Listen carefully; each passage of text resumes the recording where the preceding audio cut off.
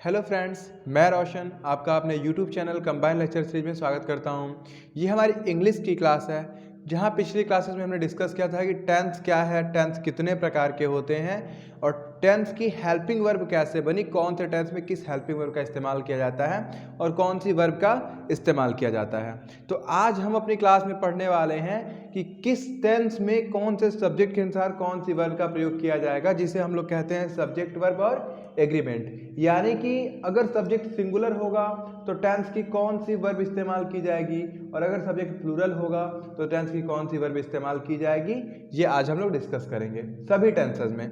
जैसे कि हम पहले कुछ हेल्पिंग वर्ब के बारे में लिख देना चाहते हैं, कौन कौन सी हेल्पिंग वर्ब मुख्यतः होती हैं टेंस में। जैसे हम हेल्पिंग वर्ब की बात करें अगर, तो कौन कौन सी हेल्पिंग वर्ब होती हैं, सारी हेल्पिंग वर्ब की बात कर रहे हैं। प्रेजेंट टेंस की हेल्पिंग वर्ब इंडेफिनिट में होती है डू और डज। प्रेजेंट कॉन्टिन्यूअस में इज, एम, आर।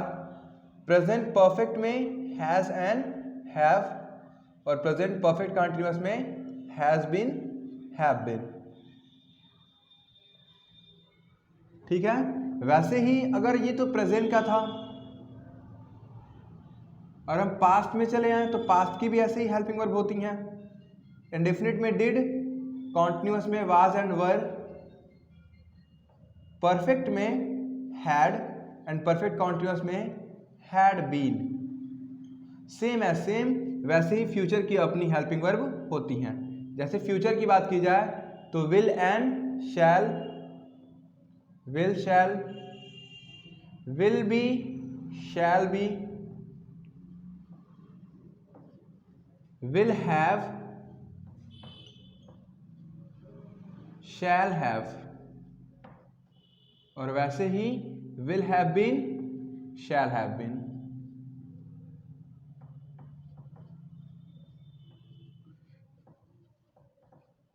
ये हैं हमारी टेंस की हेल्पिंग वर्ब्स, अलग अलग प्रेजेंट, पास्ट, फ्यूचर टेंस की हेल्पिंग वर्ब। अब सब्जेक्ट की बात की है तो हमने एक तरफ लिख दिया है वर्ब को और दूसरी तरफ हम लिखेंगे सब्जेक्ट को, कि सब्जेक्ट कौन कौन से होते हैं। तो सब्जेक्ट को बेसिकली दो भागों में बांटा गया है, एक सिंगुलर सब्जेक्ट और दूसरा प्लूरल सब्जेक्ट। चलिए लिखते हैं। इसमें प्रोनाउन को भी शामिल किया जाता है और किसी नाउन को भी शामिल किया जाता है। प्रोनाउन कौन कौन से होते हैं? He, she, it, you, I and you, we,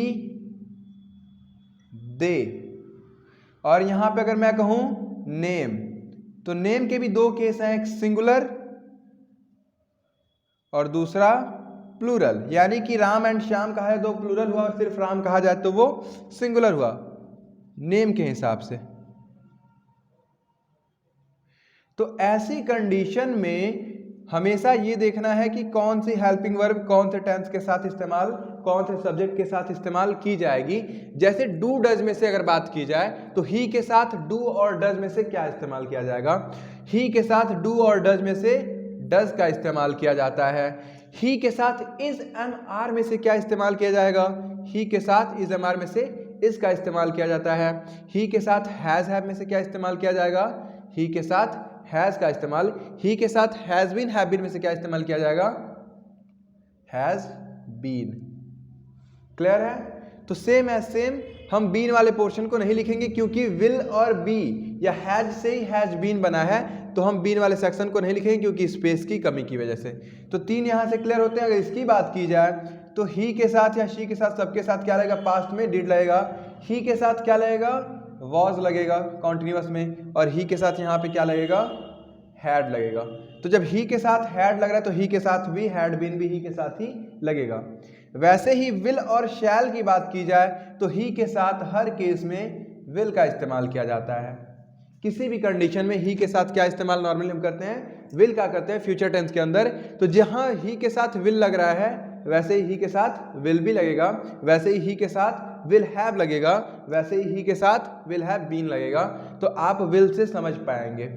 फिर शी की बात की जाए तो जो हेल्पिंग वर्ब ही के साथ लगती है वही हेल्पिंग वर्ब सी के साथ भी, जैसे कि does, is, has, did, was, had and will. क्यों?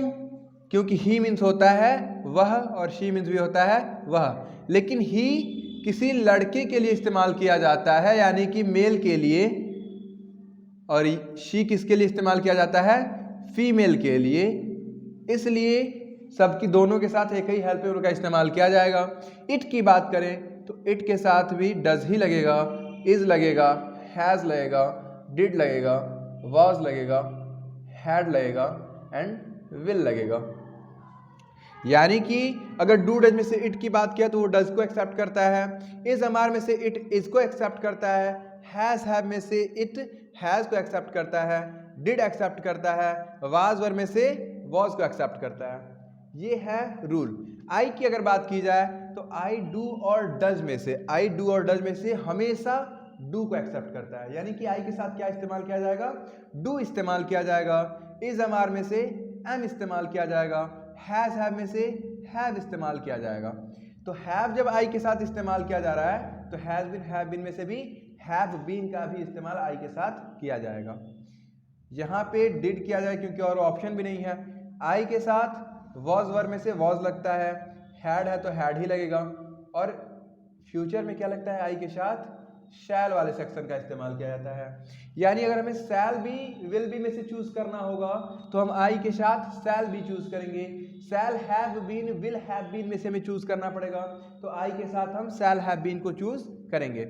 यू की बात की जाए तो यू भी हमारा डू को ले एक्सेप्ट करता है, डू डज में से, इज एमआर में से आर को एक्सेप्ट करता है, हैज हैव में से हैव को एक्सेप्ट करता है, डिड कोई ऑप्शन ही नहीं है, वाज वर में से वर को एक्सेप्ट करता है, हैड एक्सेप्ट करता है, और यहाँ पे विल को एक्सेप्ट करता है। सेम है सेम वी के साथ भी जो यू के साथ लग रही है वही वी के साथ होगी, यानी कि do, are, have, did, were, had and will.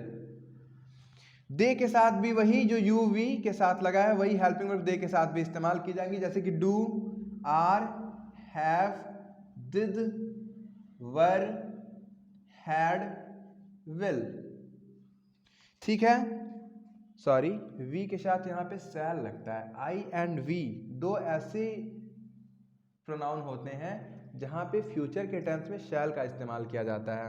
तो आई के साथ शैल लगेगा, वी के साथ शैल लगेगा, बाकी सबके साथ विल का इस्तेमाल किया जाता है।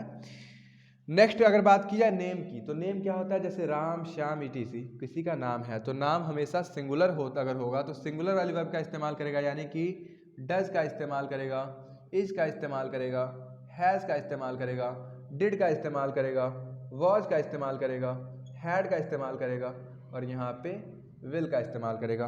प्लूरल है यानी एक से ज़्यादा हो गया तो भाई प्लूरल अपने हमेशा प्लूरल की वर्ब का इस्तेमाल करता है, यानी कि डू का, आर का, हैव का, डिड का, वर का, यहाँ पे हैड का, और यहाँ पे विल का।